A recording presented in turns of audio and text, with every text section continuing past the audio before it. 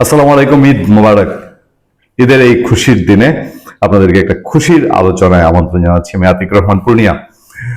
দীর্ঘদিন নিশ্চয়ই বাংলাদেশের মানুষ, বাংলাদেশের টেলিভিশনের দর্শক, বাংলাদেশের সোশ্যাল মিডিয়ার ইউজার দর্শকরা কয়েকটা ক্যারেক্টারকে খুব মিস করতেন, এবং সেই ক্যারেক্টারগুলো ছিল আওয়ামী লীগ সরকারের ডাকসাইটে মন্ত্রী। তাদের মধ্যে অন্যতম ছিলেন ওবায়দুল কাদের, অন্যতম ছিলেন হাসান মাহমুদ, এবং টুকটাক বিভিন্ন সময় বিভিন্ন চরিত্র সেখানে অভিনয়ে আসতেন, কখনো কোনো আইনমন্ত্রী আনিসুল হক। সেসব লোকজনগুলোকে বিনোদনের খোরাকি হতে হতে একটা পর্যায়ে গিয়ে বাংলাদেশের মানুষ এতটা ত্যক্ত, বিরক্ত, মানুষের অ্যালার্জি তৈরি হয়েছিল, এটা খোদ আওয়ামী লীগের মানুষজন টেলিভিশনের পর্দায় দুর্ঘটনাক্রমে এক পর্যায়ে তো টেলিভিশন নিউজ, বেসরকারি টেলিভিশন নিউজও দেখা বন্ধ করে দিয়েছিল বাংলাদেশের মানুষজন। কারণ বেসরকারি টেলিভিশনগুলোতেও নিউজ বলতে আর তেমন কিছু ছিল না, সবসময় স্তুতি ছিল, একদম প্রায় 95% ক্ষেত্রে। তারপরে ঘটনাক্রমে কেউ যদি টেলিভিশনের পর্দায় বসতেন এবং সেই রুটিন মাননীয় প্রধানমন্ত্রী বলেছেন এই, তারপরে যোগাযোগ মন্ত্রী ওবায়দুল কাদের বলেছেন বিএনপি খাদের অতই গভীরে তলিয়ে গেছে, তারপর বন ও পরিবেশ মন্ত্রী অথবা পররাষ্ট্রমন্ত্রী হাসান মাহমুদ বলেছেন যে বিএনপি এবার খোঁড়া হয়ে গেছে, তারপর আপনার ধরেন কখনো কখনো এম আরাফাত অথবা দীপুমণি তারা এসে বলতেন যে জামাতে ইসলামী স্বাধীনতা বিরোধী। এতবার বলতেন, এত বেশি বলতেন, এখন যেরকম ফেসিবাদ বলতে বলতে দুর্গন্ধ ছড়িয়ে ফেলেছে, মানুষ তখন টেলিভিশনের সুইচ, দুর্ঘটনাক্রমে টেলিভিশনের সামনে থাকে, সুইচ চেঞ্জ করে ফেলত।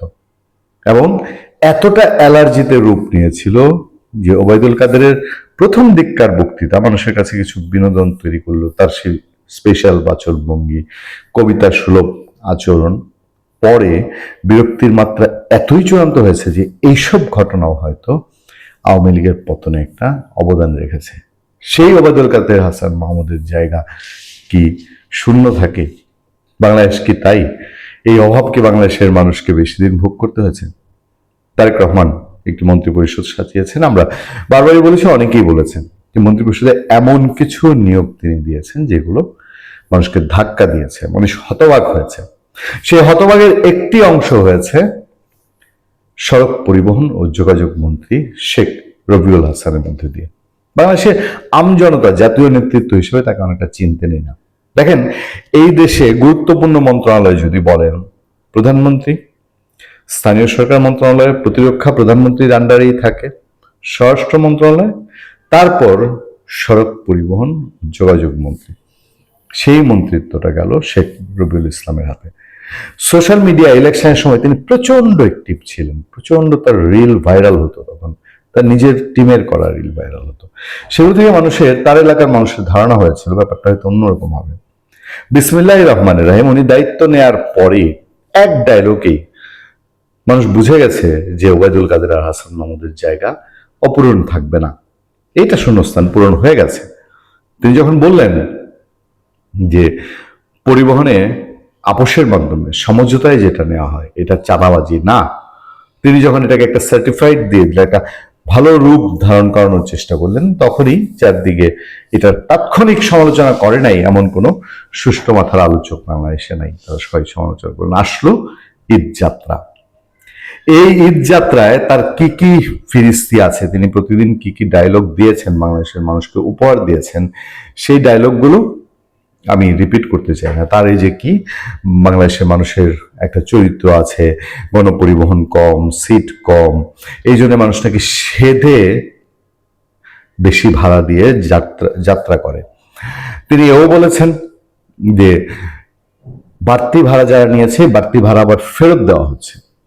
তিনি এও বলেছেন যে ন্যায্য ভাড়া যা আছে ঈদের সময়ে পরিবহন মালিকরা এই ন্যায্য ভাড়া থেকে কম ভাড়া নিচ্ছেন। স্তব্ধ হয়ে গেল সবাই। কেউ কেউ সমালোচনা করলো, হারি, এ তো ওভারনাইট বাংলাদেশের পরিবহনের লোকজন চাঁদাবাজি রেখে সব ফেরস্তা হয়ে গেছে। কি অদ্ভুত অসামঞ্জস্যপূর্ণ বক্তব্য। বেরসিক যাত্রী কল্যাণ সমিতি তারা স্টেটমেন্ট দিয়ে বসলো যে আমি বেরসিকে বলছি কোট আনকোট, যে গত 20 বছরের সবচাইতে নৈরাজ্যকর ঈদ যাত্রা হয়েছে এই বছরে। তেলে বেগুনে জ্বলে উঠলেন পরিবহন মন্ত্রী। তিনি যাত্রী কল্যাণ সমিতির সেক্রেটারিকে চ্যালেঞ্জ করে বসছেন। ধরে নিলাম আমরাও যাত্রী কল্যাণ সমিতিকে বিশ্বাস করলাম না।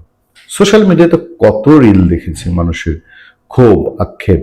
এগুলো সব তো বানোয়াট না, এগুলো সব তো মেকি হয় না, এগুলো নাটক মঞ্চস্থ করা যায় না এইভাবে। মানুষ অনেকেই বোঝে কোনটা রিয়েল কোনটা বানানো। সেগুলো আমি বাদ দিলাম।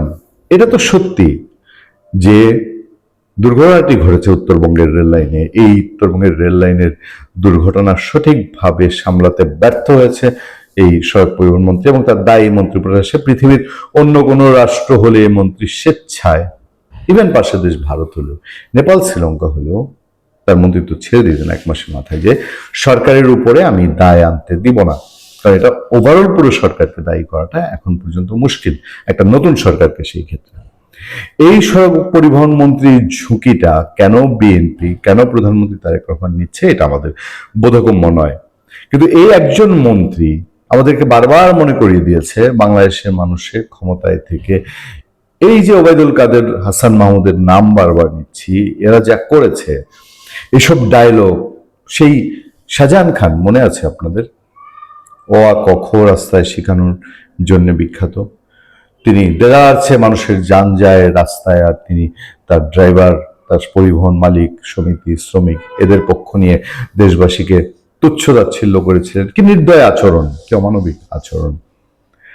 সেই একই কায়দায় এখনকার এই শেখ রবিউল আলমকে তারেক রহমান কেন এমন একটি জায়গায় বসালেন যেই জায়গাটা দিয়ে বাংলাদেশের মানুষের অনেকটা জীবন মরণ নির্ভর করে।